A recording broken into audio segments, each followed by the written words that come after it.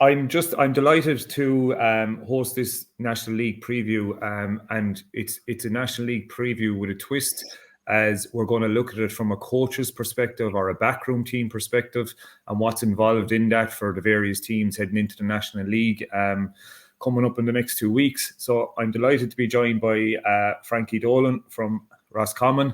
I'm delighted to be joined by Sami Dowling from Dublin and Stevie Poacher from Down, all with huge amounts of intercounty and club experience. And we're going to chat with the lads through, I suppose, their experiences over the years, whether it's from a playing perspective or a coaching perspective, of what's involved in getting a team prepared for the National League with a view to championship, depending on what your goals might be. So first and foremost, lads, with a lot of the new changes that are going on in the managerial roles, no more so, I think, topically from yesterday, Jim McGuinness, Mickey Hart going to Derry, some of the big ones that are knocking about. Stevie, up north, how's that being perceived up there? Is there a lot of action going on? I suppose, Evan, thanks very much for inviting me on, and it's great to be here. Really looking forward to hearing what Sami and Frankie have to say as well. But I suppose from Jim, starting with Jim's perspective, I think last year, I wouldn't say shot himself in the foot, but he certainly put himself in the firing line. I think he was very vocal about how poor things were in Donegal last year. So obviously a huge amount of pressure came on to him. I would say even before the season ended last year. I know Aidan O'Rourke well. I have a lot of time for Aidan. Aidan's a very, very good coach. He's coaching Armagh Minors at the minute. They're actually using our school as a training base. And I know how organised Aidan is. I know how he thinks about the game. But I think it was very, very difficult situation he was put into last year. They were appointed very late, Evan. Paddy Carr obviously then left, and it became a bit of a circus. And I think the media sort of, latched on to that. There was a lot of high-profile players stepped away. There was a media furore around the place, and it was probably one of the most difficult jobs, I would say, that the boys had, Aidan and Paddy had last year, was to try and hold that together and work, because it's very, very difficult. And Frankie and the boys will tell you tonight, like, it's so difficult, intercounty level now. One of the biggest things that I felt, even being involved myself, is the level of scrutiny. All of a sudden it becomes national scrutiny. Everyone's got an opinion, and I suppose it's the social media days now as well, where every clown has an opinion, and everybody can voice their opinion on these platforms, and a lot of it is ill-informed, and a lot of it is just sound bites, So I think Jim has propelled himself into the limelight there, and I probably mean this respectively for what happened last year. It can only get better for Donegal, So I think Jim's smart enough to know that he's getting in at a very, very low ebb. He's got a lot of players back, even the likes of Ryan McHugh. Sean Patton's 100% on side now. McBurdy, for the first time, I would say, in 3 or 4 years, looks really, really trim. Has had a really good pre-season. They'll do a lot of hard running under Jim. They'll circle the wagons. He's already. I'm listening to his interviews with Charlie on Donegal TV or Donegal Democrat, and I'm listening already to the sound bites of like, "Oh, we're so far away from Derry and Tyrone," and he knows they're not that far away, But they'll have that sort of siege mentality. They'll have that sort of, circle of wagons. We were a shambles last year, etc., etc. So that will be that for me. I think can only go one way, Evan. Right? I think Donegal can only go one way. I think it's going to be a real positive for them. They're ready in the McKenna Cup final. Don't underestimate those 3 or 4 games that they'll have gotten. Derry, on the other hand, I'm just not sure right now. Gavin Devlin, for me, is a brilliant coach, one of the best coaches in the country. I know from speaking to a few of the Louth lads, they would tell you that his coaching last year was outstanding. The Slaughtneil boys have a mammoth amount of time for him. Chrissy McKaig, Brendy Rogers.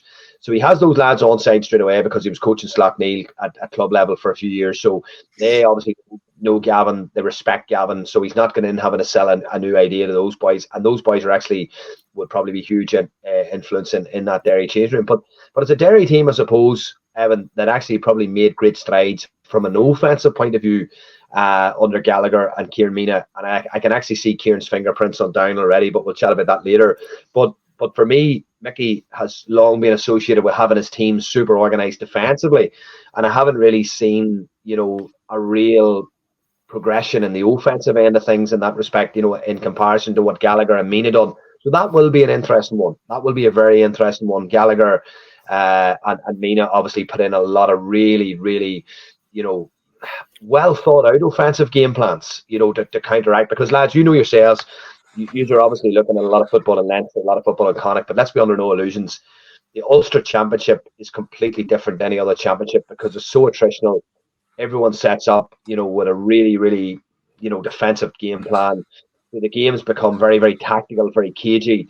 And you do need a plan B. You need something. And I think that's probably what Gallagher and Mina realised with Derry. If we want to win an Ulster Championship, we need to be able to grind out wins at 14-13 or 12-11, by playing a different way. And to be fair, and they did do that. So, yeah, interesting times, Evan. Interesting times. And I think the spotlight will be very much on those two. And it could benefit the likes of Armagh and Tyrone and Down in these teams because there's that much spotlight on Derry and Donegal. Someone could slip under the radar this year. Who knows, What you mentioned something there with, and it's funny you use the word trim down in this day and age because you would have had, like most intercounty players now are probably 12 months of the year, 24/7. They live the life. Back in the day, Frankie, I suppose when we were there, we were carrying timber for the winter and back into fat camps and things like that. I don't know about you, but for Sami, what does that look like? I suppose from an S&C perspective of the guys who are coming back, how is it for an S&C coach to juggle lads you've under 20s coming into the group who have probably very little weights done and have to probably put on some mass and learn how to carry it. You then have, I suppose, your more experienced players where there might be an expectation that they need time off, or is that the case, or do they actually need to train hard to get the bodies robust? And then you have the group that might need some conditioning, that the clubs might be knocked out early. They might have gone to the States. They've nothing done. So from your perspective, dealing with intercounty S&C, what does that look like for you?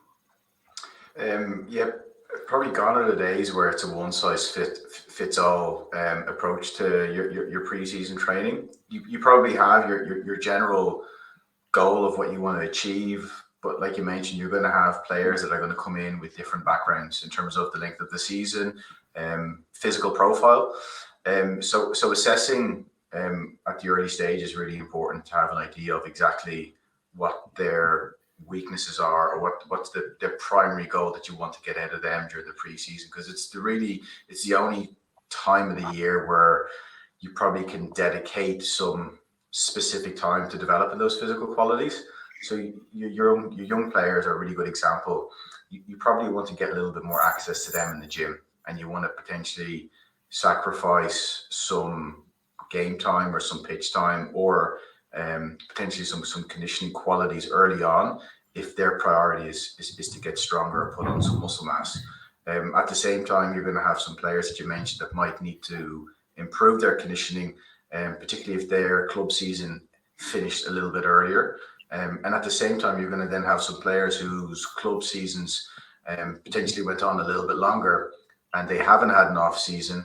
So for that type of player, it's important to factor that in and actually give them some time off before gradually introducing or reintegrating them into the county setup. So you, within any county setup, are possibly juggling a minimum of 3 programs, potentially 4 or 5, especially if you have some players who are coming back from injury, whether that be short, medium, or long term.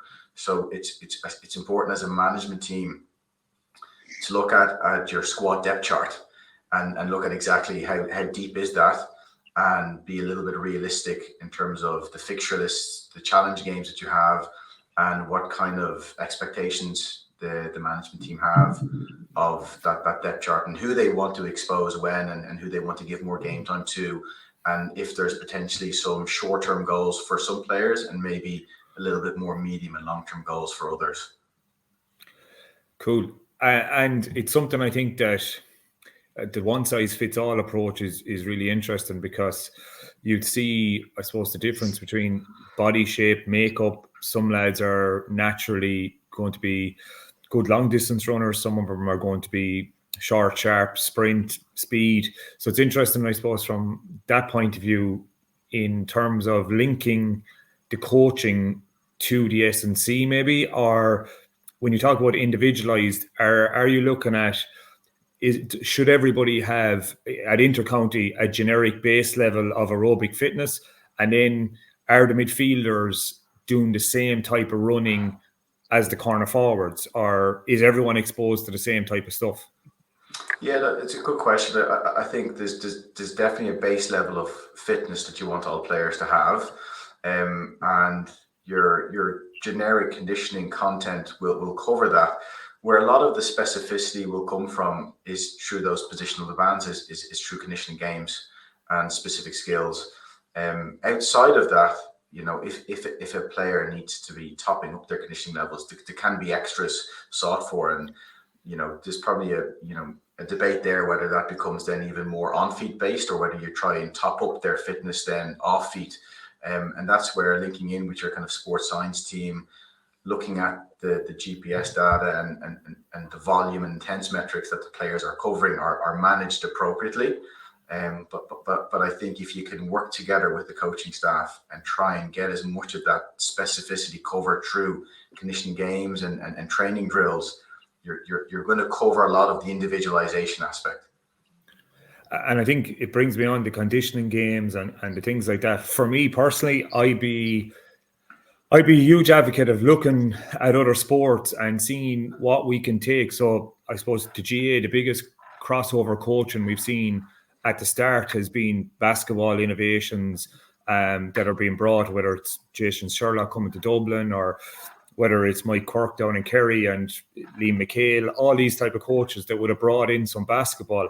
But I think now everyone is more exposed to, particularly whether it's US sports, hockey, and there's loads of, at the end of the day, they're all invasion games and they're all field sports, and they all have the same similarities in terms of you attack and you defend, and it's about how you move the ball as fast one way and how you slow it down coming the other way. And with that, I think as we're seeing more younger coaches and more innovation coming to the games, just in terms of, Frankie, is there anything over the last year or two that you're seeing? And what I mean by that is Jim McGuinness brought his defensive structures to the game back in the day, and that was successful. Dublin came along and figured it out. They went on a run. Derry came along and changed the game again with certain innovations. Is there anything you're seeing, Frankie, or anything you have seen that teams are starting to look at in terms of the innovations or into the GAA? I think Stevie touched on it there, Evan, a few minutes ago about offensively, teams are looking at it differently now. Teams are trying to go at games. Obviously, oppositions are loading back lines and loading midfield. So, the game is, a lot of teams are playing nearly the same way, but I think the better teams are finding a way every year just to come up with little bits of different ideas. We have our own ideas with the under-20s, with the Common County under-20s, and, it's, I think and as well as that, I think we're going to come up with more ideas this year as well, Evan, myself and yourself. So I just think the big thing for me is it's offensively, teams are looking at it. How can we penetrate defenses? How can we change it up? How can we ask them questions that they're not used to being asked and just change it up a little bit? Because the last number of years, I think teams are used to just setting up the same way. They attack almost the same way. Everything is sort of, the same. So I just think if good managers, good coaches, good backroom teams can come up with different ideas, different ways to, especially attack, how fast can you attack, whatever, most of these teams will see reward at the end of the day, I think. Anything on that, Stevie, from your side? I know you look at these things a lot as well. You mentioned the word innovation, Evan, and I suppose when you think of innovation, innovation for me is it's referring to something, it's something new, or maybe a change made to an existing product. So like Gaelic football hasn't really changed that much. The key principles still remain that, it's like any invasion sport, you attack, you defend, there's high catches from kickouts. But I suppose, from an innovation point of view, things that we've seen, and I know, Frankie, even from your playing days, like probably I would love to get your view on this. The backroom teams, You know, the backroom teams in Gaelic football now are extraordinary. Like I don't get my head around some of it at times. Like, but S&C obviously has become, you know, so prevalent and so important. You know, it's a massive part of the game, and that's a crucial part, and that's a given. Like, but you now have nutrition, you now have someone involved with GPS, video analysis. You have performance coaches, which is a real big thing in vogue now. And you've got psychologists on top of that. You've got your goalkeeping coaches, your defensive coaches. You've heard the word transition coaches mentioned in Mayo as well.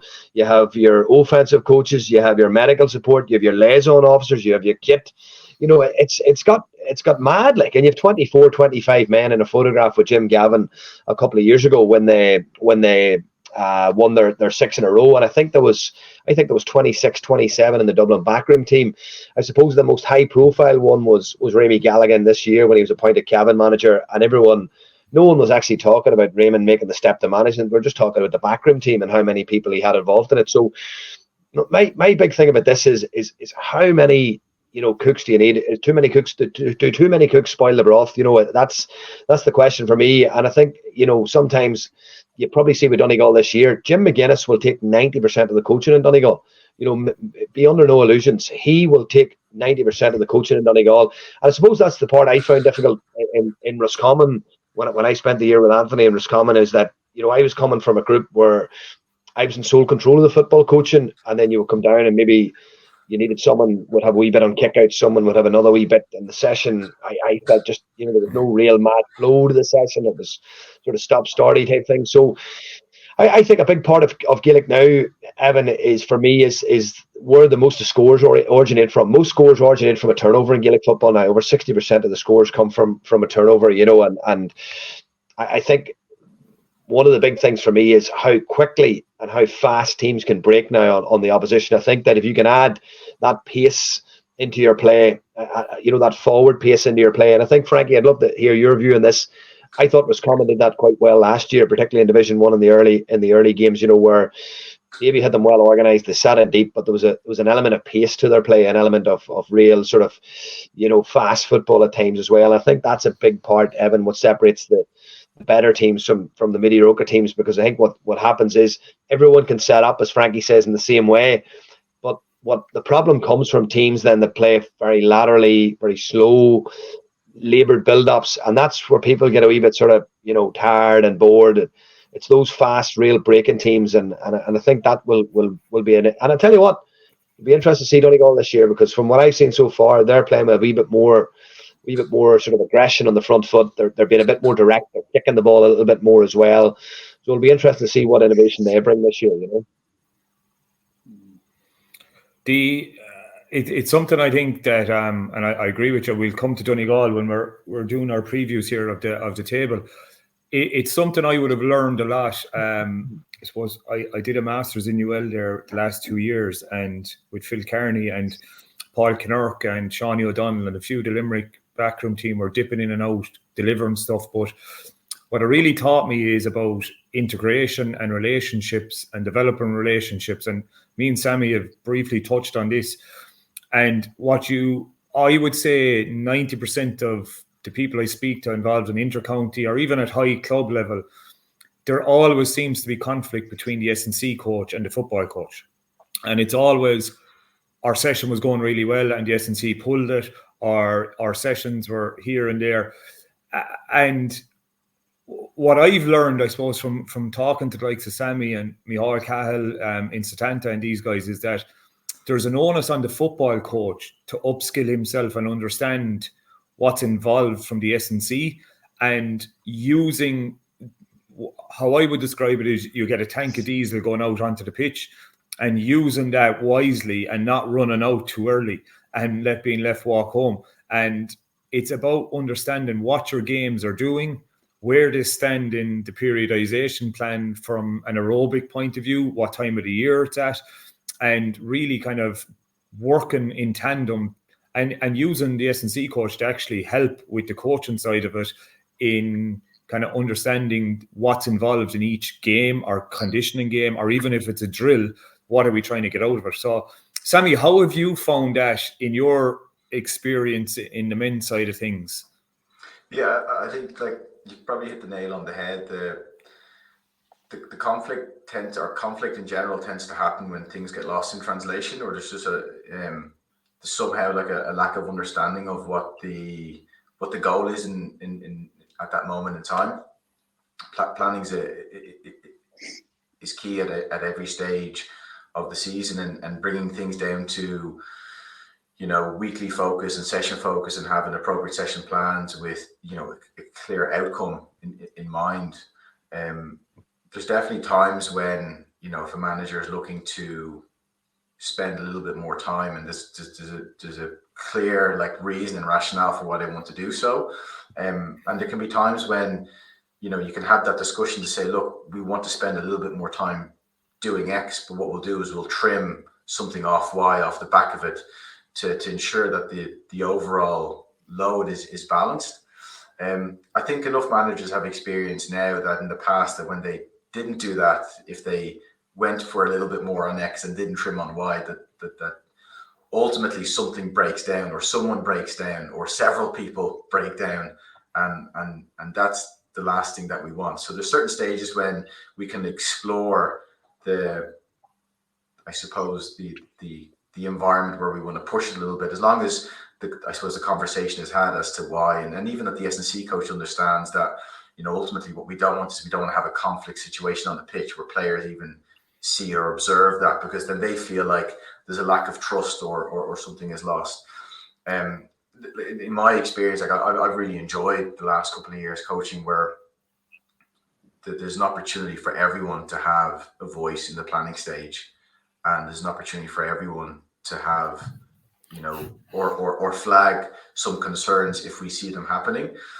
And sometimes we get it wrong. Like, we don't get it right all the time, as long as we can, I suppose, hold up our hand and say, look, we were pushing for this, but this is actually what happened. Or if we pull back and we undercooked, that we can recognize it. I think the important thing to recognize is at what stage of the season we can flirt with that line a little bit more. And there's definitely certain stages where it's just not worth doing.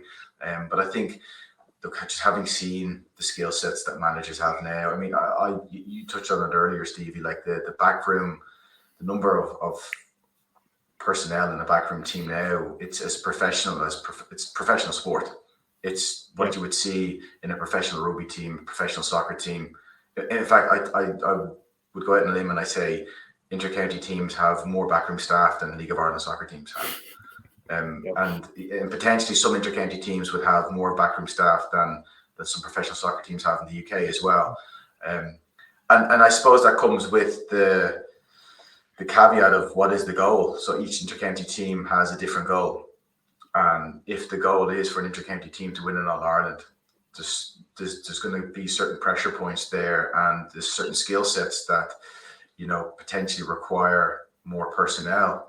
And that's not to say that other county teams aren't doing their best if they don't have that level of depth. But I do think it comes down to being realistic with what the goal is, and ultimately then having to back that. Yeah. I've one, before we move on to the league preview, I've one that I think it's where new school and old school meet and collide, and I think it can cause friction. And I think myself personally, I've come full circle on this. If you asked me this question 2 years ago, I'd have said no, and now I've changed. So I'm going to throw it out to all three of you. The question is there still a place in intercounty or elite club level for what we would have called a bit of old school dogging of lads, where we, to give you an example, stories of Kerry, Aidan O'Mahony have taught me where they go into training doing last man standing, keep running until someone falls, declare hurlers up the Cracklow Hills, all these war stories, I suppose, that I think S&C coaches at the moment cringe about. But is there a place for it? Where is the place if there is? And have you any good stories on something you might have done yourself of what you would have went through? So, Frankie, what do you think? Yeah, I think you need to be able to mix and match it up a bit. I do a few things with any club team I'd be with. In particular, like to go to the beach, up to Sligo, bring them for bring them for a for an ice cream, water. Frankie, is it? A bit of ice cream and stuff, is it? Yeah. They can get it after if they're able to hold the cone. No, but it's just it's a thing that I like to do. It's just you can see who the leaders are, who the lads are willing to go to war for you. And I've done it a number of times with different clubs, and the leaders always stand out in that particular thing I do, and they're the guys that will always stand out in matches as well. And you can see the lads that are whinging and crying, and they're cold and they're sore and they're everything else and they will pull out, and all lads that will let you down when it really matters. Football, Stevie. And that's. No, you just broke up there, Frankie. Go on. Huh? You just broke up there. Finish off. Oh, sorry. I was just saying, you can.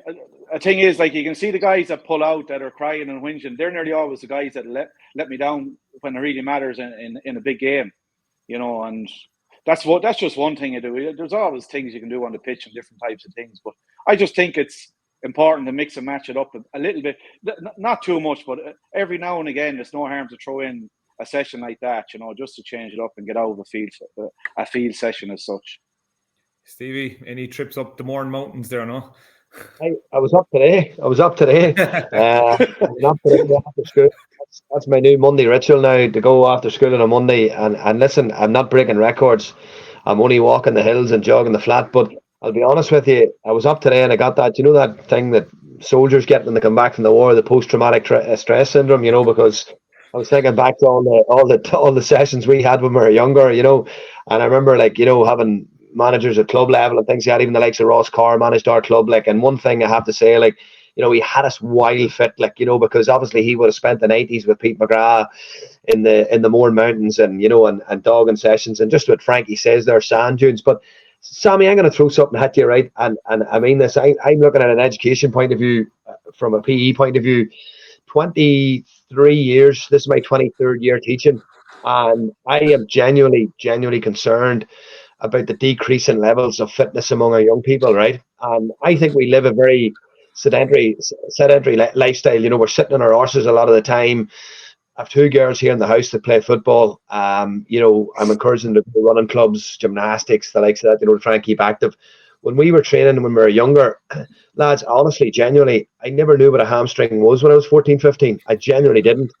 I was actually talking to Benny Coulter about this last week, and I was asking Benny, Benny's a few years younger than me, but he's been around now a long time. And I said to him, when you were 14, 15, were you ever injured? Never. And played football every night of the week. You were out in the street with your friends every night in the week, right? You were climbing trees. You were getting chases from the farmer. You were doing everything that young people do, right, that don't do now. And there was a great clip came up. I've seen it somewhere, lads, on social media, whereas the 1980s, 1990s, the parents were dragging the children into the house, and the cartoon beside it was 2020s. The parents are beating them out the door with a brush shaft, And I think you talk about this sort of old school training, Evan. I actually don't think we do enough of it. I think we've become maybe nearly too concerned with just be careful now.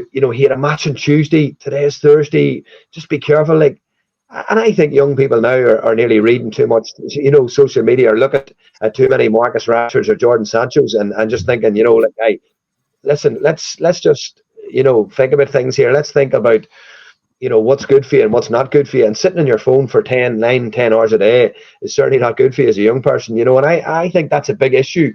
And I genuinely think that, from a fitness point of view, McGuinness, be under no illusions, he would have those boys in Dunfanaghy Beach. He'll have those boys running hard. They'll be doing their 200s or whatever. And the S&C is hugely important, and I know it is. And I fully embraced the S&C in comparison to probably where I was 7 or 8 years ago. I'm a big believer in it, because even from an injury prevention point of view. But I do feel, Evan, there is definitely room for those old, as you would call them, old school, but I would call them real togetherness sessions, and where you find out, and Frankie will know this as well, and he talked about it there now, you find out who has the stomach. You find out who has the stomach in those days. And when the going gets tough in matches, you will always fall back onto the standards that you set at training. And if your training was just mediocre, then you're going to have those mediocre standards in a match. But if you're training, you went to dark places, and the going gets tough in games, you're going to dig in. You're going to dig in, you know, and you're going to go to the well for your teammates. Like, so, it's an interesting one. It's an interesting one, you know. So Stevie, we you know Desi Ryan in Des Ryan in Scammon. Yeah. Des trained us to Scammon back. When was it 0001? I won't name the name of the session that he used to bring us out and train us on, but it had a particular name. But by Jesus, you dreaded it. But we were fit, and we weren't injured. We were not injured. I'm hearing of injuries nowadays. I never heard about them 15 years ago. Some of these injuries are new to me, what I'm hearing about nowadays. Des Ryan got the Arsenal job on the back of that, though, Frankie. Yeah. No, he got that on the back of Connacht. Sami, what's your thoughts? Yeah, so like it's interesting. I'm not opposed, and I'd agree with you guys. I think we have to make sure that we don't wrap players up in cotton wool either. We're ultimately trying to get them to perform, and high performance is the key word there. They've got to be tough, they've got to be robust, and they've got to be resilient. I think probably what you guys are talking about, correct me if I'm wrong, like what you're trying to really challenge there is a level of resilience and mental resilience and level of togetherness. And I think there's you know, if that's required within the squad, I think there's a couple of ways that you can do that. Those type of sessions, that's one way of doing it, and there's no reason why that can't be planned as well. There's no reason why you can't plan that tactically in a schedule at the right time of the year with social elements as well, so you get that real like level of togetherness, and you kind of like get an opportunity to draw a line at the end of it and move forward as almost as a new collective. I think as long as it's done for the right reason and it's not done as a form of punishment, which I'm sure you've heard about in the past as well, and there's plenty of those stories going around. It's done for the right reasons. You get the correct response from a physiological point of view, but from a psychological and togetherness point of view as well. And yeah, like I think like on the injury front, it is. You're right. You know, we're hearing of injuries that are happening now at schoolboy and schoolgirl level that just didn't take place 20 years ago. I maybe had a hamstring injury once when I played schoolboy rugby. It wasn't really a common thing. You know, knee surgeries, shoulder surgeries weren't common at that age group. Going to a physio just wasn't standard practice, and I think what happens now is just everything has evolved. I think the speed of play, the collisions are bigger, the speed at which players are running at is bigger. I think that has an element to do with it. Perhaps, you know, it's evolved at a slightly faster rate, and maybe players aren't as conditioned for those demands as what we would have been when we were playing when we were younger. Look, it's an interesting one. It's you know, it's multifactorial. I don't have like that magic answer, but I know exactly what you mean, Stevie. And there is an element there. You know, I get completely what you're saying. It's my young kids are the same. It's getting them out of the house is the most important thing. And we were the same. We were being dragged in when we were kids. You know, parents couldn't find us. There was no such thing as bringing them mobile phone and finding where they were. You were up at the crack of dawn. You were at the gaff, and you didn't come home until it was dark. Kids are an awful lot more sedentary. Even those that play sport, they're dropped everywhere by car. They don't walk to school. They don't walk to training, and they're on their phone an awful lot. So there's probably a different like level of general fitness that we see now in the kids of today, perhaps, than what we would have seen 20, 30 years ago. Sammy, another thing as well, and I'm serious with this, boy. I see gymnastics. Gymnastics was so prevalent when I was at school. Gymnastics was a core compulsory part of the curriculum in school. In primary school, you had remember the old-fashioned sort of climbing frames? You would have climbed up the old climbing frames. You would have learned how to climb. You would have learned how to land. You were hanging off things. You know, you were doing forward rolls. Like, unbeknown to us, we were building our gross core motor skills at a very, very young age. Like, and you know, good core, and that obviously probably led to an element of not having the injuries. You know, whereas now, I would say, the level of core strength in young people, because they don't climb trees anymore. They don't, and I know it's not the secret's not just going out and climbing trees, but you understand what I'm saying. You know, that element of gymnastics is not there. A lot of schools don't teach it now, and you know why a lot of schools don't teach it now? Because they're scared out of their wits of some claim from a parent coming in saying, my son or daughter was doing the a forward roll and just hurt her neck, and all of a sudden you have a solicitor at your door, because we live in a claim culture now, and that's why schools are afraid to do gymnastics. And see, for me, gymnastics is massive part of a young person's development, and I think it's something that can't be underestimated. And I'd love to see actually GAA clubs even bringing in some gymnastics coaches at an underage level over the winter. It would be a phenomenal 12 weeks or 10 weeks in the off season for young people at a very young age. Maybe you're under 10s or you're under 12s. I'll tell you, it would make some difference to their core skills. It definitely would. What we'll do, lads, I know, Stevie, you've another engagement as well. I've one little thing at the end I want to talk about, just in terms of preparation around training camps and the value of them, because I know they're really important, and I know teams have done them already. But what we'll do is we'll kick off with just looking at Division 1 and for the league. So in Division 1 this year, I think you've probably the best 8 teams in the country up there at the moment. You've Kerry, Derry, Roscommon, Mayo, Tyrone, Dublin, Galway and Monaghan. So it's a seriously competitive division. And Stevie, you touched on this, and my own thoughts on it.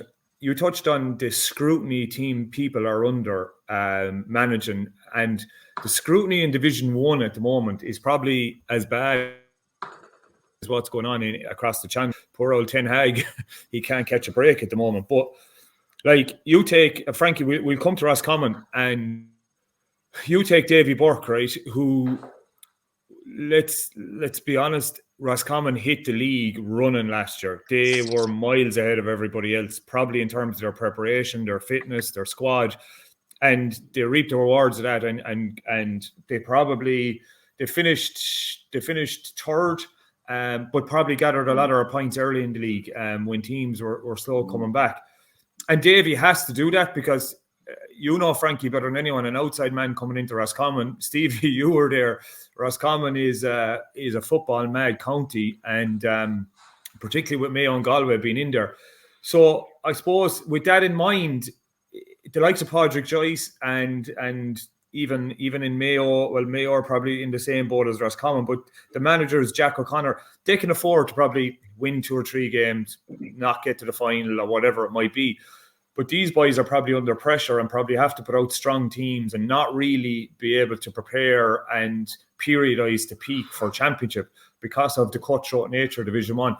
So Frankie, from a Roscommon perspective, where do you think they're going to be at? Bearing in mind, I suppose Bridget's are in the final and they're down maybe 7 or 8 players as well. What's the vibe coming out? Yeah, and you've Kieran Murtagh gone out with that as well, Evan. And he is a serious operator. I rate him one of the best forwards in the country. He's just a brilliant footballer. Cian McKeown has gone as well, gone travelling. Conor Daly is gone. So there are 3 definites that are gone along with the Bridges contingent. And I think Davy and also you've Mark McHugh gone. So good coach gone. He done a lot of good work from what I gathered last year. Hasn't been really replaced. Leo Tierney came in to replace him. Leo was goalkeeping coach. I think Davy is going to find it difficult this year.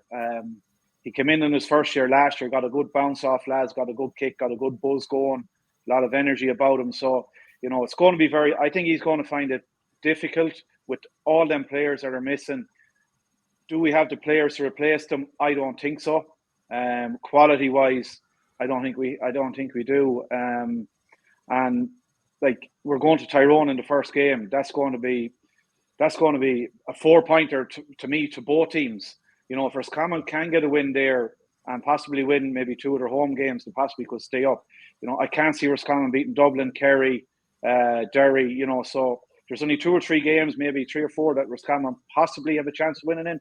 Monaghan as well. So the first game is going to be crucial. He's going to need a serious performance from the lads that he's got available, and there's still a few lads come back fitness wise, I gather as well. So I think they're going to be under a little bit of pressure the first game, lads. So it's going to be difficult.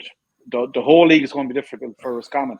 He's going to want to have a better championship as well. So how does he structure everything, as you just talked about there a few minutes ago, Evan, in terms of training and preparation and all that, training camps, all that. Bridges lads not available, they're at a different level at the moment, so it's going to be very difficult. And at the end of the day, it's all about championship. And to Davy, I think the championship is key this year, probably more so than the league was last year.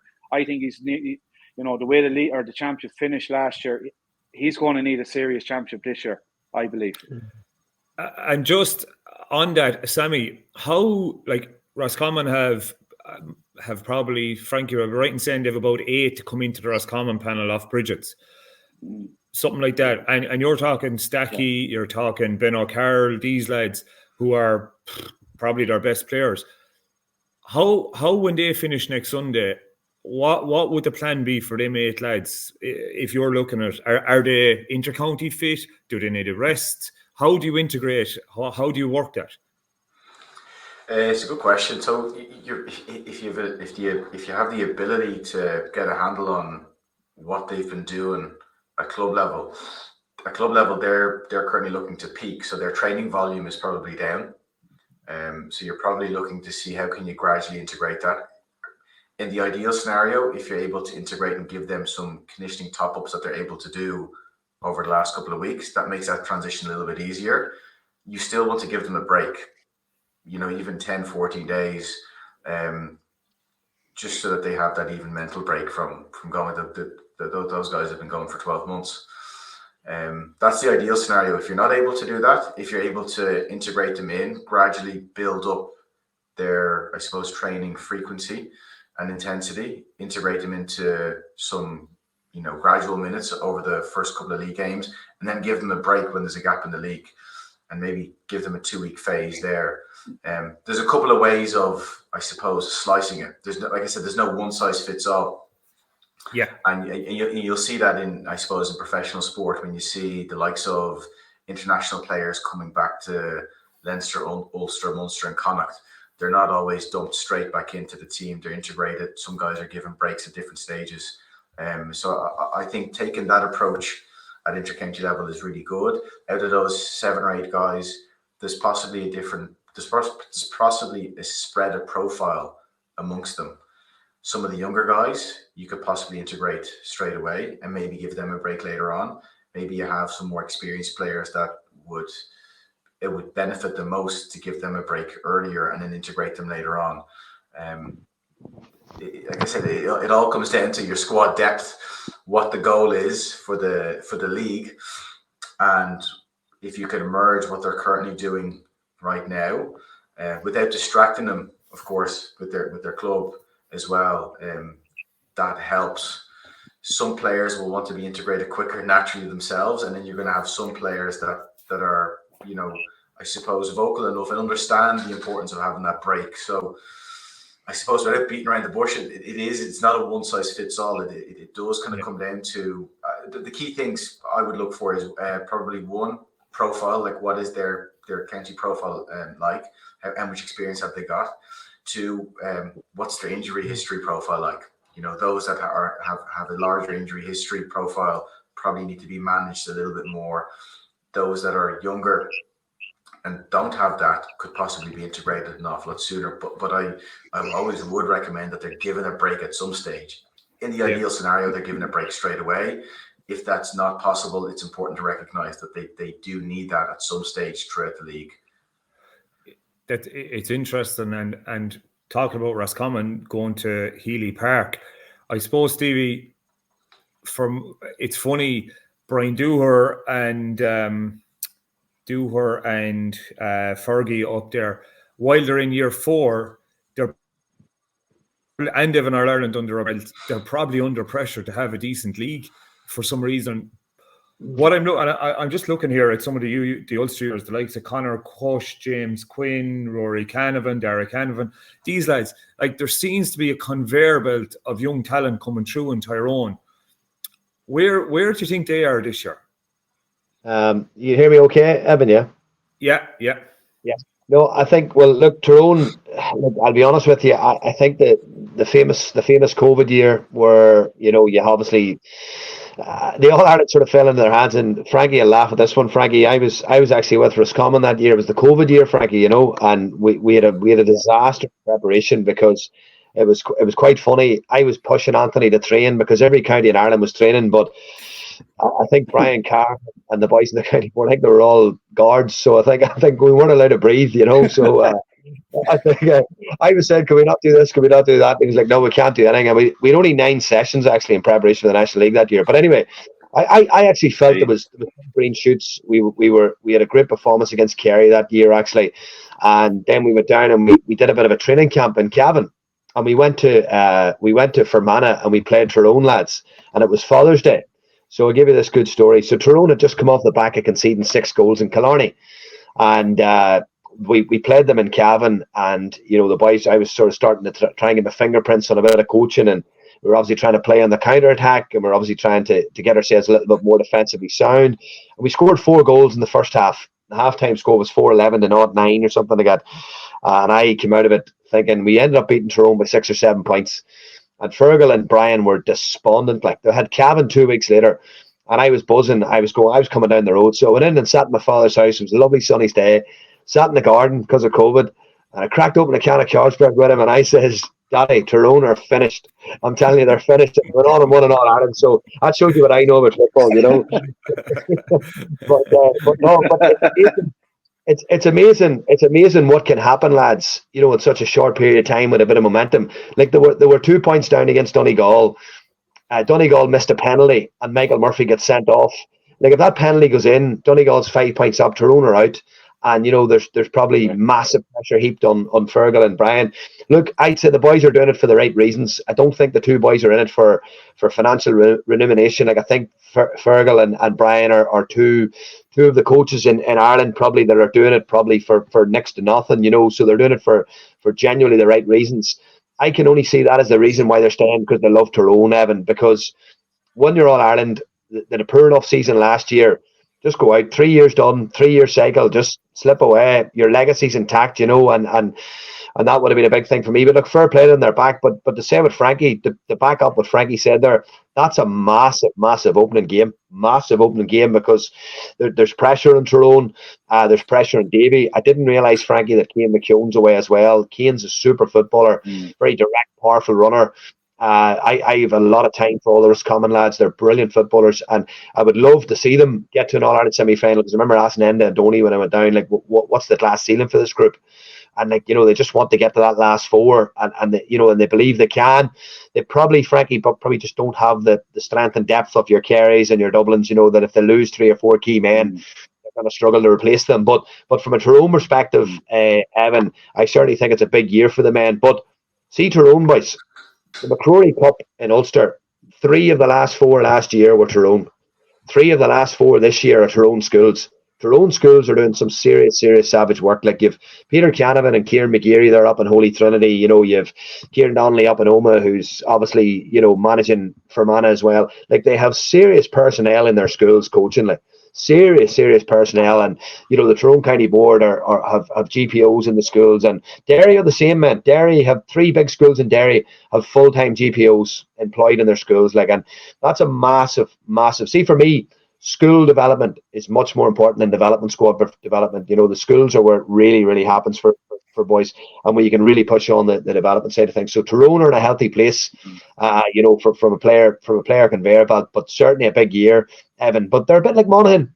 They always seem to just do enough. They seem to carve out those 2 or 3 wins in Division 1, grind out a few draws. And Tyrone are the masters at having at needing a siege. Like, they need a cause. It's nearly like the old historical troubles in the north. Everybody needs a cause, to fight for. And Tyrone are that sort of a county where they need everyone to write them off, and then they sort of put their backs to the wall and really come out fighting. But that first game, I would actually, Frankie, go as far as saying whoever loses that first game will probably get relegated. Yeah, possibly, Stevie. Yeah, it's a massive game. Sami, I was trying to do a bit of research on the Dubs for this, and looking at their teams they're putting out and stuff is absolutely a waste of time, because India Burn Cup, they're putting out their youth squad. Any can you shed any insights into the Dubs, or they're keeping very low key this year? Yeah, no, I've no insights at all. You're right, they're keeping very low key, and I think they probably just have a very large, like I said, I'm probably using this word a lot, depth chart. They just have, I suppose, players that they're trialing. They probably know about enough about players that aren't playing or aren't being exposed at the moment, giving them time to recover, recuperate, and developing them in the background. It gives them an opportunity to give other players game time and develop them. And I think it's really good to see. I think it's the perfect time of the year to do that. I think if you don't do that now, you don't find out about players. And I think if they find a few gems there that come through and they do that year in, year out, that's how you evolve a squad. And that's how a team evolves over the years. So it's probably going to be hard to see what that team is going to look like come championship time. I think it'll take the guts of a couple of league games before that, I think, comes to fruition. Do you think, lads, and this is just a generic question, and obviously the Dubs probably got Basquel out of that last year and one or two as well, but like, considering Derry's run, considering Dublin's run, is there less emphasis of having to be in Division 1, or is it almost a benefit from a periodization point of view that you don't have to go flat out if you're in Division 2, like maybe Donegal are this year, or Kildare, or these Armagh even, and not have to peak too soon? Is there a case to be made that there's less emphasis on, look, at if we get relegated, probably it's not the worst thing in the world, because look at Mayo went and won it last year, and was it of any benefit to them? Probably not.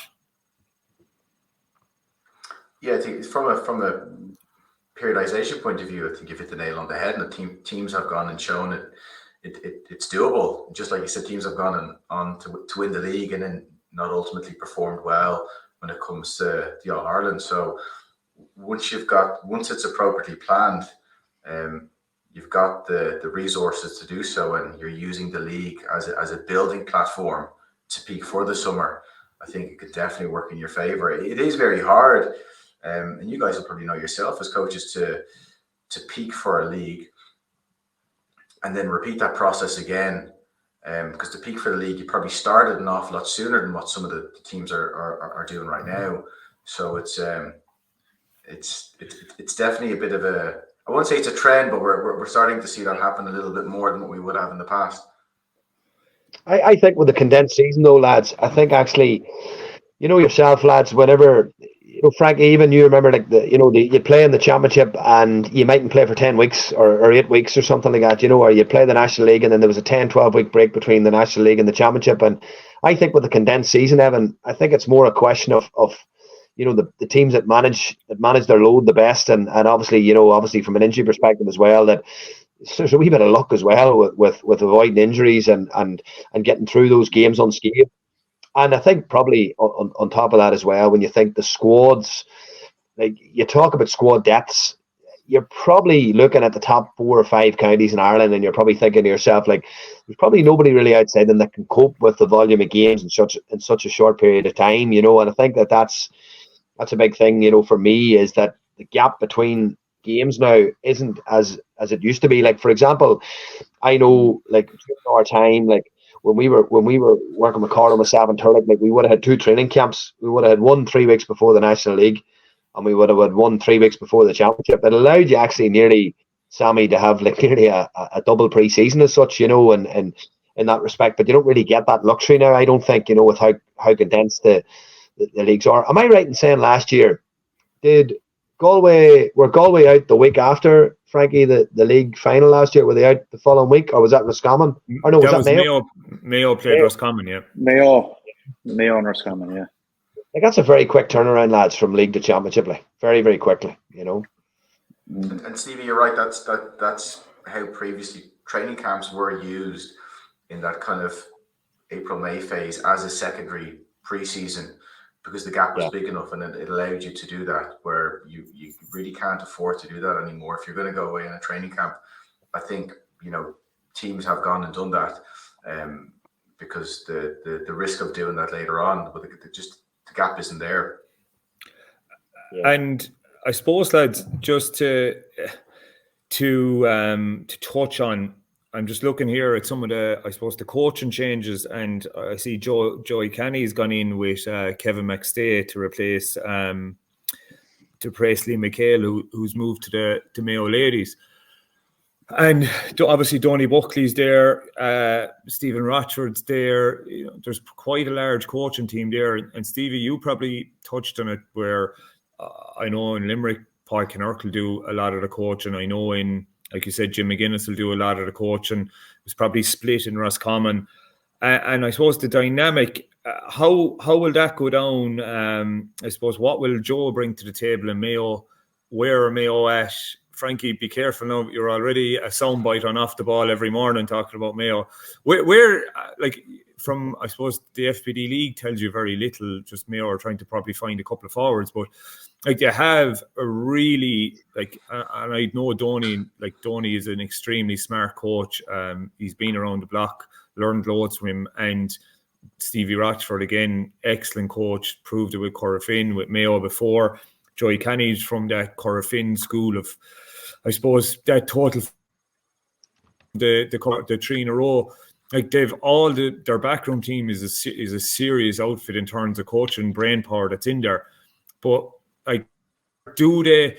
And you can have the best coaches in the world. Frankie, have Mayo the tools, I suppose, in terms of the personnel to go that one step further? They won the league last year. Like, I suppose, are they going to be concerned with the league this year, or where do you think they're at? I don't think Kevin will be overly worried about the league. They won it last year. They probably, knowing Kevin, he probably set out to win the league, and they won the league in the end. But like, I think it was a Galway that bet Mayo in the championship last year. Yeah, it's common. And Roscommon, the two of them did, yeah. Yeah, Galway knocked Mayo out, I think, as far as I remember. In yeah. So, like, Kevin, I think Kevin is under a bit of pressure now this year to get a good run in the championship and see where it takes him. But I'd have question marks about their overall panel depth. I don't know if they have the overall quality to compete with the likes of your Dublins, your Kerrys, and I throw in your Derrys as well as that. So I would say semi-final would be probably what I'd be thinking. If Mayo can get to a semi-final, I'd say that would be probably the height I'd be thinking Mayo can get to. I just think they had really good teams over the past 10 years. Really top footballers, top end footballers, class footballers, some of the best have played the game. They're not there anymore. They haven't been replaced. So I just think it's going to be a struggle for Mayo this year. Yeah, Frankie, I agree with you, Frankie. I got a bit of stick last year for saying this, but if you look at the top teams, you look at Galway, for example, who've got that sort of, bit of stardust with Shane Mulch, obviously Con at Dublin, McGuigan at Derry, who never, for me, like, I was singing Shane McGuigan's praises last year from day one and wasn't getting the credit. I just felt he didn't get the credit he deserves for being such a top player. You think of these players who are real, in my opinion, match-winning players. And you mentioned it, Frankie, as well. Mayo had that caliber of footballer, but Ryan O'Donoghue is a brilliant forward, a brilliant footballer, but I don't think he's that level of, match winner like a McGuigan or, a Clifford or a Con, and the top teams, lads, have those real marquee match winners for me. And I think Mayo are lacking them, Frankie. Would you not agree? I think they are lacking them. You go back to when we'd be playing the likes of Kieran MacDonald there, he even couldn't get them over the line, but he was a serious footballer in his day. They don't have that quality up front. Killian O'Connor is an exceptional footballer, but Killian had his chances there before a few years ago to possibly win the All-Ireland and knock Dublin out or whatever. I can't remember, but they just didn't go and do it. And you can't keep saying they're going to win All-Ireland and you keep losing games. It's I don't know. I just think they're lacking. I think they're lacking in midfield as well. Never mind a couple of forwards, but I think there's maybe 4 or 5 positions, that they really need to get right, but I don't know if they have the footballers to fill them positions at the moment, lads. Yeah.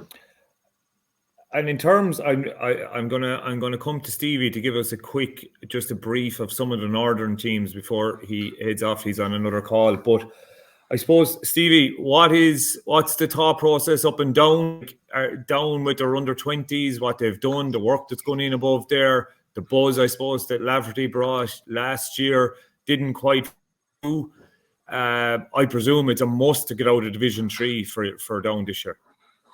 Yeah, I think it's a poor Division 3. But I think this year Division 3 now isn't as strong. I don't think as last year. Clare have lost a lot of players. Westmeath will obviously fancy their chance again. I think Westmeath are probably their biggest rivals in Division 3. I think Down have better footballers than the likes of Antrim, Wicklow, Offaly, these teams, and that's not being, sort of disrespectful to those teams, but I just think Down have good footballers. But Down's biggest problem, Evan, is they've got a lot of footballers of the similar stature, similar level, small, explosive forwards with a lot of pace. The one thing that'll be very interesting this year, I was chatting to Marty about this, Clark, like I said to him, I thought that last year, defensively they were a bit more sound. They played with a lot of pace. They played very directly. But when they come up against a team who sat deep, and I think even Colin O'Rourke sort of swallowed his pride as well, and in the Talty Cup final, decided that if we're going to beat Down, we have to suffocate the space in behind, and Meath sat very, very deep in the Talty Cup final, and it did sort of frustrate Down, and Down couldn't obviously penetrate them.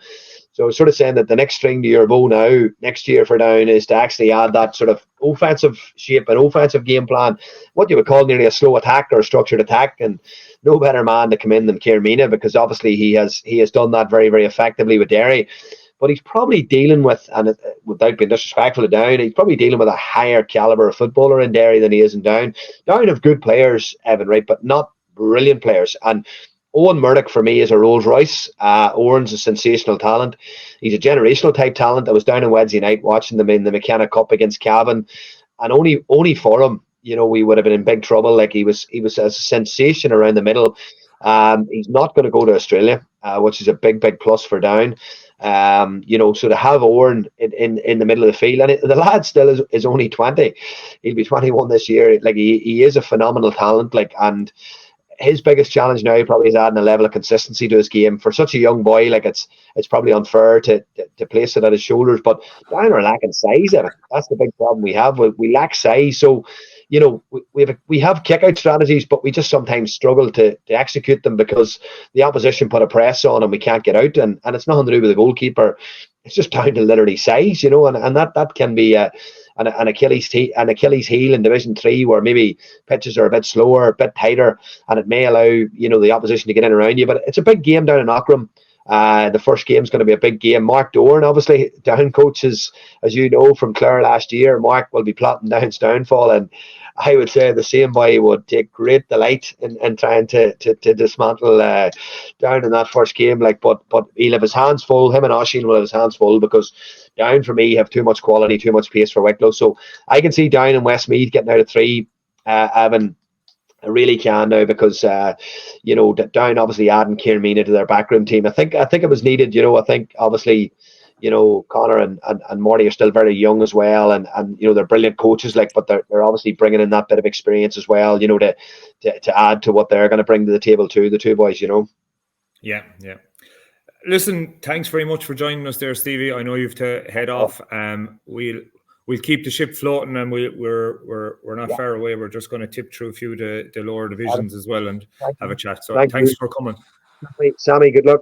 Or Frankie, good luck, boy. Enjoy the year, lads. Thanks, boys. See you, Steve. See you, Steve. Thanks. So, boys, I suppose there's one. I'm flicking through. I'm not going to go through every team in it. We're just going through some of the teams that are of interest. And one team that out to me, I would have had a look there at the under-20 All-Irelands over the last couple of years, and I think they've contested since 18. They've contested 4 final Kildare. You have huge population. Naas are going well. Strong club scene up there, but and a young enough team. I suppose they're not getting over the line. They're in Division 2. They probably historically feel they're able to mix it with the big boys. And Division 2 is probably wide open for a team to kick on and go up. So they've made a couple of changes. They've brought in Colm Nally into their backroom team, who's really good coach, produces some great coaching content up there, and shares a lot of his stuff. Glenn Ryan is in, I think it's year 3 he's there. What can we expect out of Kildare? Any insights, Sammy, up that side? I think they like the game that stands out for me last year was the game against Dublin. I think it was quite early on in the league. I think they only lost by a point. Was it a point or 2 points? And they, am I right in saying they lost narrowly to them again later on in the year? Yeah, they put it up to the Dubs twice. Yeah, then you're talking moments in those games, and they win those 2 games, and you're looking at a different Kildare side, and you're looking at a different level of momentum behind that Kildare side as well. So it's not within their reach. It's doable. Sorry, it is within their reach. It just comes down to some moments and some key decisions that are made for them. I think in the heat of the moment, they get that right, and there's no reason why they can't win that division. Yeah, and like they've the likes of Daniel Flynn, they've Kevin Feely, they've these boys that Jimmy Hyland, like they have super players all over the pitch. Have you seen much of them, Frankie? No, apart from the game against Roscommon last year in the championship, I was impressed with them that day. Very fit, very fit team. Kildare teams are always very fit. For even when I was playing, they were athletically very fit. But even looking at that group, lads, there's 4 or 5 teams there, in my opinion, that could really give that group a rattle. And it's a very hard group to call. I have a sneaky feeling that Donegal might just get out of it with Jim McGuinness factor going back in with Donegal. I just have a sneaky feeling maybe for Donegal in that group, but possibly Armagh runners up. What's interesting, lads, is I've watched bits and pieces of Donegal, and they're playing probably the complete opposite to how they played the last time Jim was there. And like Frankie would know this, I'd have my philosophy on how I see the game being played would be probably coming from a soccer sense of maybe the Liverpools or the Man Cities, where it's, can we win the ball back really quickly? Can we press high up the pitch? All that kind of stuff. And I see, like, Jim is obviously UEFA Pro licensed soccer coach since he was last at the helm in Donegal. He's huge exposure to professional setups, and like seeing how they're doing what they're doing in the McKenna Cup would be revolutionary, I suppose, in the modern day intercounty scene where every team almost plays the same. Even Kerry have Tyke Morley sweep, and everyone is kind of playing a defensive type of game and really a low risk game. Whereas I seen some of the stuff from Donegal in terms of their kick out press, and like I know Luke Barrett. He would have done the Masters with me down in Limerick, who's a really unbelievable young coach and a really smart thinker. And some of the ideas I think that he might bring to the table as well, along with Jim. I'm excited. I don't know how the players to actually match it with the top teams, the Derrys and I suppose the Kerrys and the Dublins. But I do think they can go on a journey, and look at, like, Donegal is a football mad county, and I think you'll see that momentum that he's trying to build already in the McKenna Cup could transform through. So I suppose it's a watch this space, and similar to Donegal, I would say now is a team in Division 3 this year, but with huge underage success, and seeing can it be brought through is Sligo, and like I'd have seen a lot of those Sligo lads. They've come through the school system in Sligo between Summerhill and St. Attractas. They've come through the under-21s. They're going for 3 in a row in Connacht. They've got to their Ireland final last year. And can they bring that through? They won Division 4 quite handily last year without many of them 21s or 20s. Can they introduce them into Division 3 and get promoted again and put a run together and maybe challenge in Connacht? Now, seeing them against Roscommon the last night, you wonder what kind of a team they'd out. Frankie, what's the thought process? Have you seen much of them? Much of Sligo, no, I haven't really, Evan, apart from the Connacht final last year. Galway won that handily enough. I think there's a massive gap between your Mayos, your Galways, your Scammon, and then you've your Sligo and Leitrim. I just think there's such a massive gap. And like you touched on it there a minute ago, like Sligo are doing really, really good work in schools and colleges. And that's shown with the success they've had the last few years. And, you know, can they go on and produce it at senior intercounty level?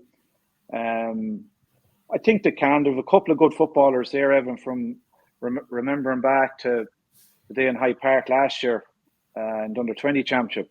I can't remember 2 or 3 of their last names off the top of my head, but I was very impressed with them. So it'll be interesting to see, can they go on now and move up the levels? But they are doing really, really good work in Sligo over the last 4 or 5 years. Top work. And I think in that Division 3, like I know, speaking from a Clare perspective, they were like there's a new management. Mark Fitz has gone in there, and Shawnee Buckley, who would have from Limerick, who's coached their Rogue in Clare to a couple of championships, but they're after coming in, and 12 of probably their top 20 players are after departing.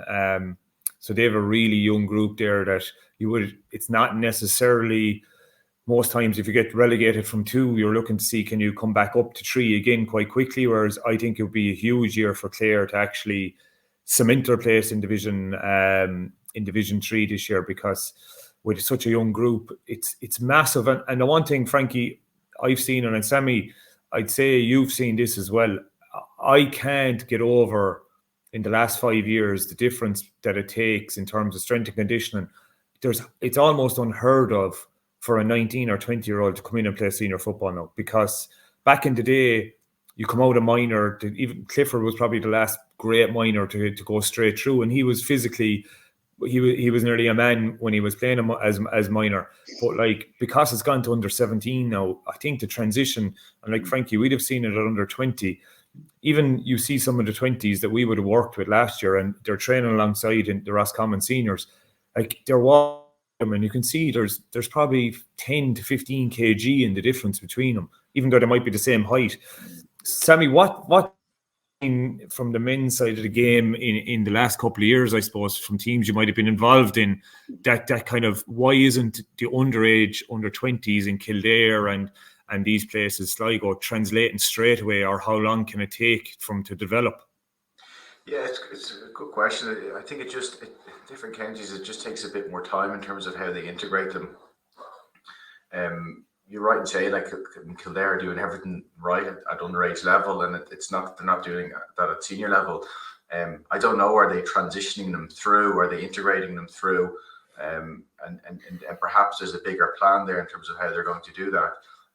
But yeah, there is that difference physically between a player at 18, 19 compared to the player that plays at 24, 25, 26. They just have the few extra years of physical development, of muscle mass, and also just that they've been exposed to that attritional nature. I remember back when I started with the Dublin senior team back in 2009, where you had the likes of Michael Fitzsimons as a 19, 20-year-old coming in, and his biggest focus back then was physical development. Same with Keane O'Sullivan.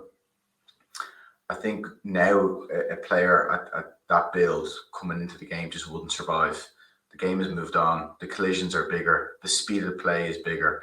And I think that's probably why they just need the extra couple of years to develop physically and possibly maybe even technically and tactically as well, because that comes along with the game plan too.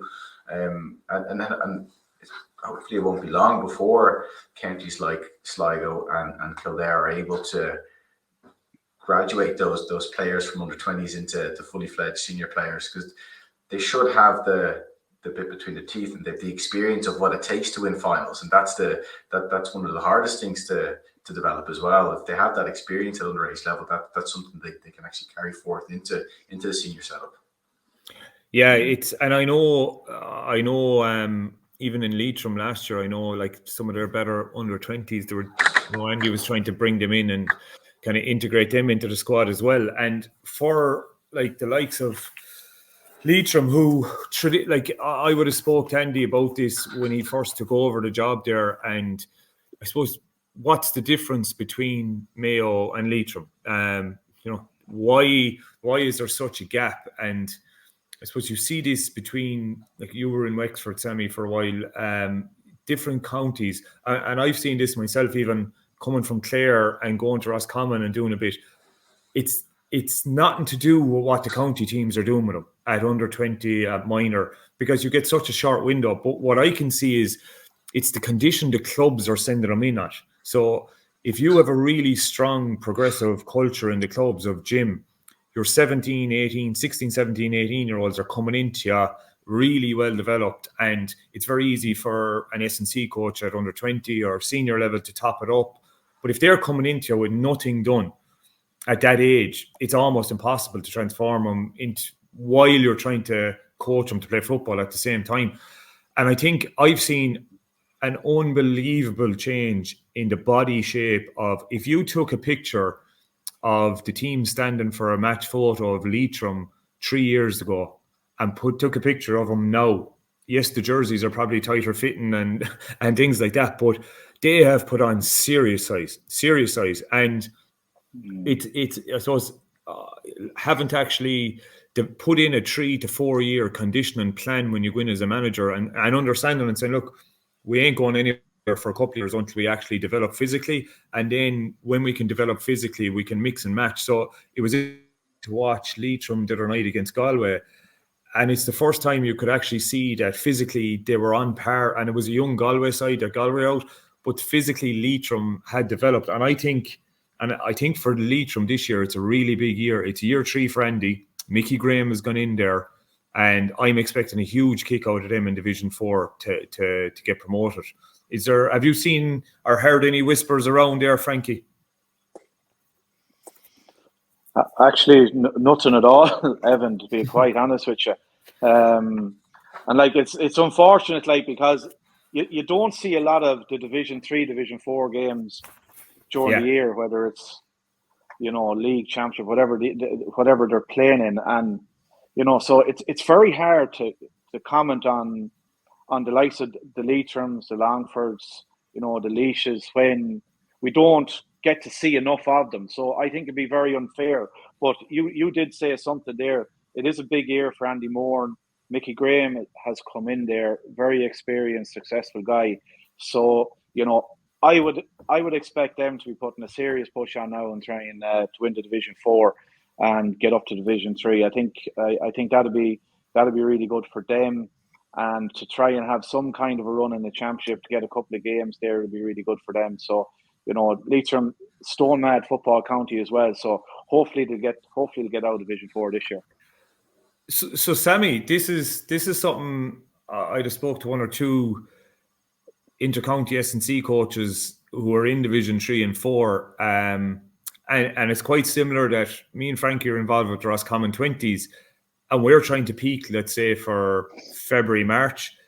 Most of these Division 4 teams are trying to peak around the same time, so there's a nice crossover. But what's interesting is, what does that look like for Leitrim, let's say, who, for all intents and purposes, their All-Ireland is probably to come out of Division 4 and then probably get a run in the Talty Cup, but more so it'll be Division 4.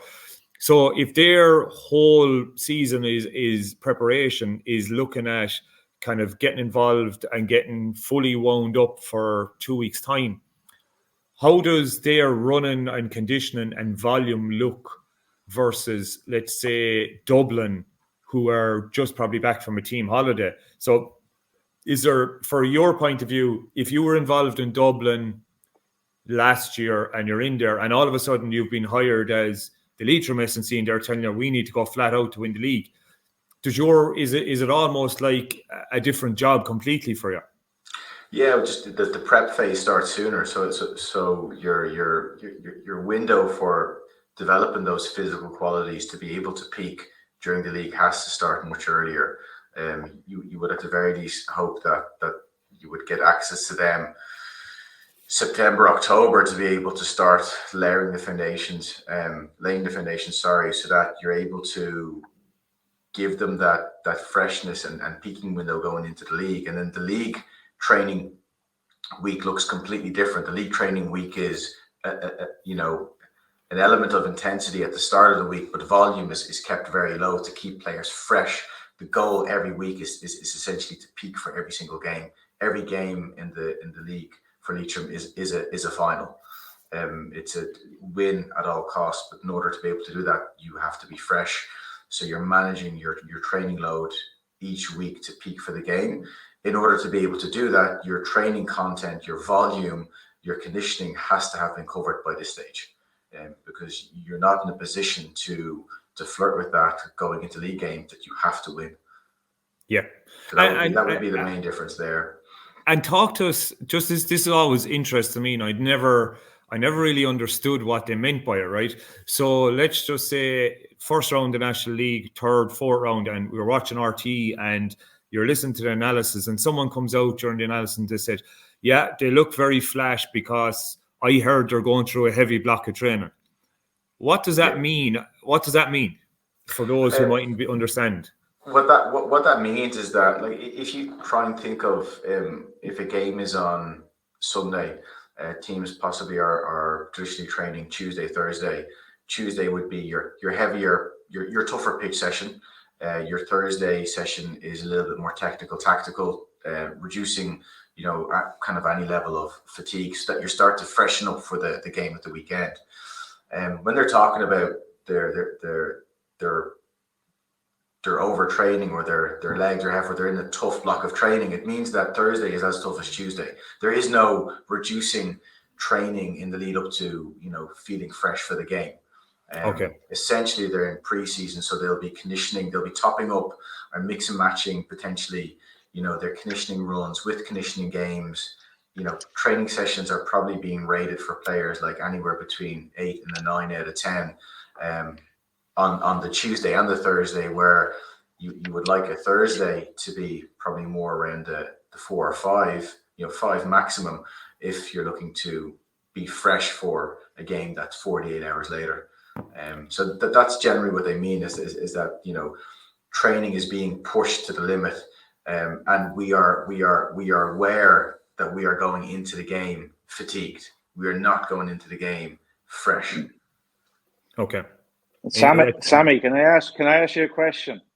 Yeah. A thing that I noticed myself there training the teams the last few years is we train on a Tuesday, and say we have a match on a Saturday, championship match Saturday. Twice we didn't train on the Friday, and the guys went out on the Saturday, and we thought they were flat. So we changed it up again. Then that we do maybe a half an hour of technical, whatever, a little bit of shooting, just get your hands on the ball, bit of stretching. Yeah. But by not training on the Friday, would that be right in saying? Would we be right in saying that the lads were flat? We thought they were flat. It took them maybe half an hour to get into a game. Does that happen? It can do. Like conversely, I've seen the opposite work, where if they don't train on the Friday, they feel they have more recovery time to prep for a game, and I think that comes down to a little bit of an understanding of how they mentally prepare for a game as well. I mean, if they feel that kicking a couple of balls and even being together the day before a game helps them prepare and means that your warm-up doesn't have to be as intense, that can work. Perhaps it could have been the warm-up as well. There's a multitude of reasons why having a bit of a kick around, or like, as you would see in rugby terms, they call it the captain's run, which happens traditionally the day before a game, and it's very cultural. I think it comes down to finding what works for that group of players, and what you have to try and I suppose envisage is if that's an additional session. So are you talking about in that situation they would have trained Tuesday, Thursday, and then a light session Friday before the game on the Saturday, or is the Friday replacing the Thursday? No, we train on the we used to train on a Tuesday, and then we'd pull the Friday session, and we wouldn't meet again until the Saturday. That's when we thought they were flat for games. Oh, so they only trained on the Tuesday? Yeah. Yeah. So what happens there is, like, if you think about it, one of the things that could be happening there is they're just not getting enough exposure that week. So it's been, several days since they've done any kind of level of physical activity to begin with, never mind kicking the ball and coming together as a collective, and then from a technical point of view. So if you have an opportunity to do something on if you at the very least, if Thursday isn't an option, definitely do something on the Friday rather than it just being the Tuesday that's the session.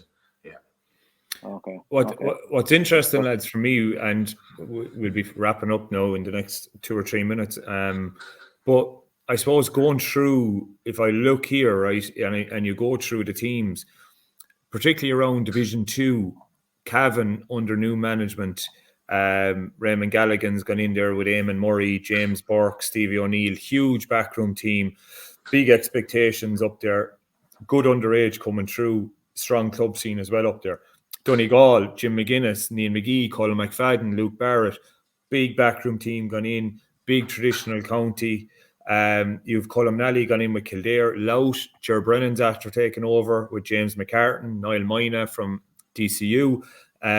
Fame over the years is gone in there. Trevor Giles is after joining the Meat backroom team. Armagh after adding Conor Gilligan to their backroom team. So, like, the way I look at this is, I think Division 1, I personally think there's not too many teams. Probably, I think Monaghan will be under pressure just due to their age profile. They'll probably need to blood players.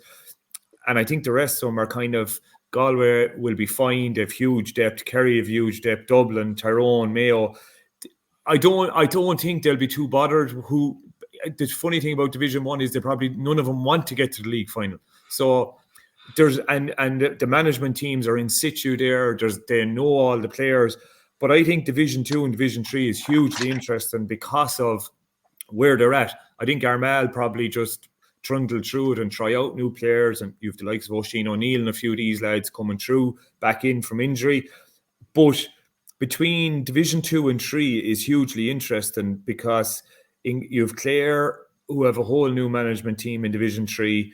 Down are after adding Kieran Mina. Limerick are in the same boat as Clare. Jimmy Lee's gone in there with Stephen Kelly and Pat Donnelly and Mayo Cahill, and like they're awfully have a whole new management team involved there.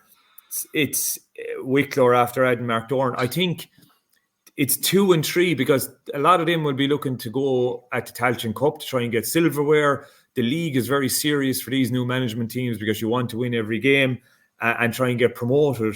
And I think there's where the lower divisions for me are the exciting ones because a lot of the new coaches that are getting there from a coaching perspective they will get a chance to shake things up and put their stamp on things and innovate. And I'll be hugely, I'll be watching with the lower divisions this year of what they can bring to the table from particularly the likes of Jim and these lads, the new innovations. And what you tend to see, and it was something I always thought was funny, lads, is that Jim McGuinness won the All-Ireland playing with 15 behind the ball, okay? Or let's say 13 behind the ball anyway. Dublin went along and won 6 in a row, playing nice attacking football, trying to break down blankets, play on the front foot, kick the ball. But the Dublin club scene replicated Jim McGuinness because Dublin club football is absolutely horrendous to watch.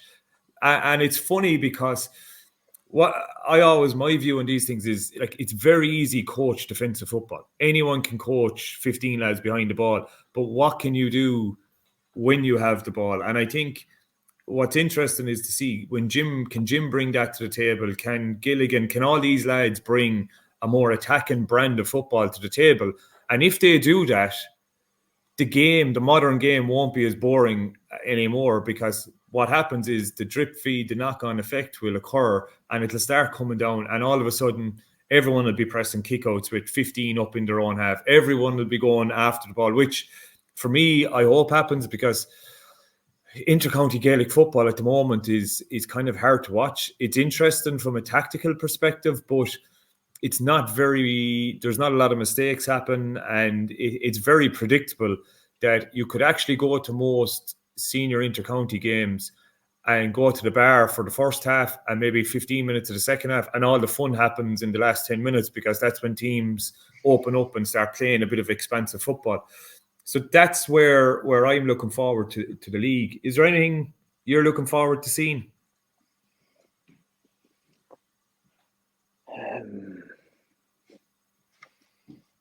I think you said it all there, Evan. I think I'm more or less on the same wavelength as you, especially with offensive football, different ideas, what coaches will bring to each of their teams, different ideas of how they're going to break down these blanket offences and all that type of stuff. Kickouts is another thing as well. I'm sure we'll see different patterns for kickouts, setups. So the first few rounds will be very interesting this year, more so than any other year, I think. Especially, as you said, with all these new people coming into all these managements, they want to be putting their stamp on it. And I suppose, the game is evolving the whole time. So there's going to be new ideas, so which would be interesting to see what different people will bring to each setup. Sami, anything from your point of view you're looking forward to? Yeah, I think you've hit the nail on the head, particularly Division 2. I think Division 2 is going to be a real dogfight. I think games, the first 2 weekends, are going to very much dictate where the teams are going to finish. So it's going to be exciting first 2 weekends. And the last part, lads, what I'm going to finish with, I want to just get to your perspectives on just your experience around the training camp side of it. But what people may not understand in this day and age, and when they go on social media, they're quick to kind of, I suppose, give out about coaches and style of coaching and managers, and they haven't a clue and all this kind of stuff. But what they don't understand, I suppose, is the stress levels and what these lads are under for the next, as the league kicks off for that 8-week period. All of them are working, all of them have family at home, probably. And I've seen it myself with a lot of people involved in it and being involved. It starts on Sunday. They play their game, okay? And they go for a bit of grub afterwards, and they get home late at night after maybe travelling the length and breadth of the country. They're up the following morning and they're analysing the video of their own game. They're making clips. They're planning on injuries they go into training on Tuesday night. They're back then and they're looking, who have we next week? Sitting down all day Wednesday, probably analysing the opposition. Back to training, have their clips ready, show them the opposition. What are we going to do? Planning the next phase. Where are we going? Are we have a second away game? Buses, food, all this kind of stuff. And the stress levels and the hours they're putting in at intercounty level nowadays is absolutely incredible. It's incredible stuff. And I don't think people appreciate, I suppose, what people are putting in. Some are getting paid for it. By all means, it's their job. It's 40, 50, 60 hours a week they're putting in. Some of the people have retired to do it. So I think it's important, and all of us have been involved in setups, is that, I suppose, to give that perspective from the other side of what these people put into it is incredible for their counties. And it's not just the manager you see or the coach. There's another 20 people behind the scenes, from, I suppose, county board officials to kitmen to stats and analysis lads that no one will ever see, no one will ever know they're there, and they're putting in as much time. And we probably watch a game of a Sunday and we slate them if they've had a bad performance, and we say this fella hasn't a clue or that fella. But I think it's important, just, we've all been part of these setups, and Sami, Frankie, we've all been there, that it's important to acknowledge that what goes on from the opposite side of it. And it's very easy to go on Twitter after the first round of the league and criticise lads, but there's a human side to it as well. And it's an extremely, extremely stressful environment. So anyone who puts their head above the pulpit there to be shot down at intercounty deserves a bit of kudos, in my opinion. So just to wrap up, training camps. I've been to 2 of them myself with Claire. They brought us up the Catskill Mountains outside New York. We used to have to, we went out there in April. We used to have to train.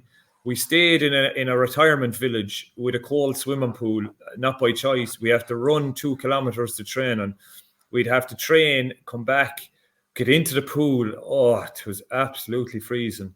The food was stinking, and it was awful. Like, anytime I hear about the Catskills, there's like Irish music festivals out there during the summer, and everyone says how great it is. I'll tell you one thing: my memories of the Catskills are not pretty, but is there any, Frankie, any old war stories of training camps you were on?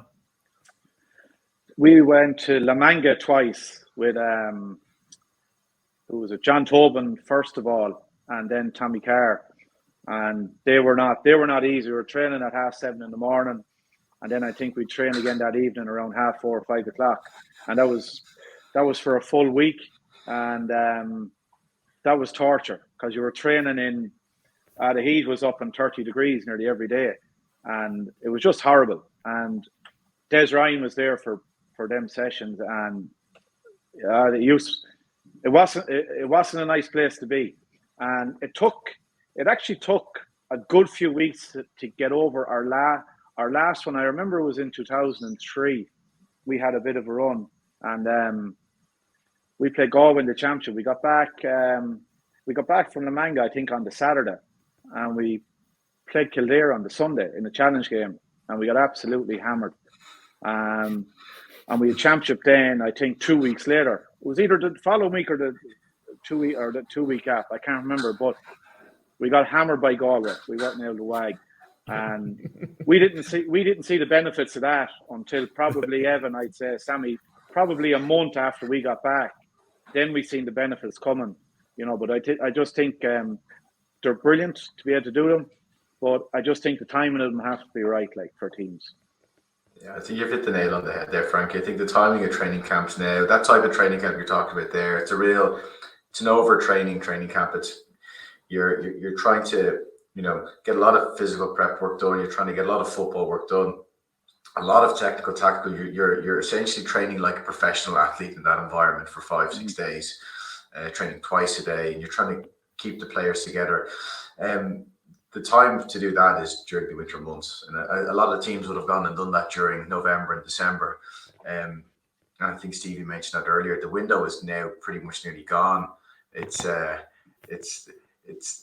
gap between when the championship starts or the league finishes and the championship starts is almost non-existent.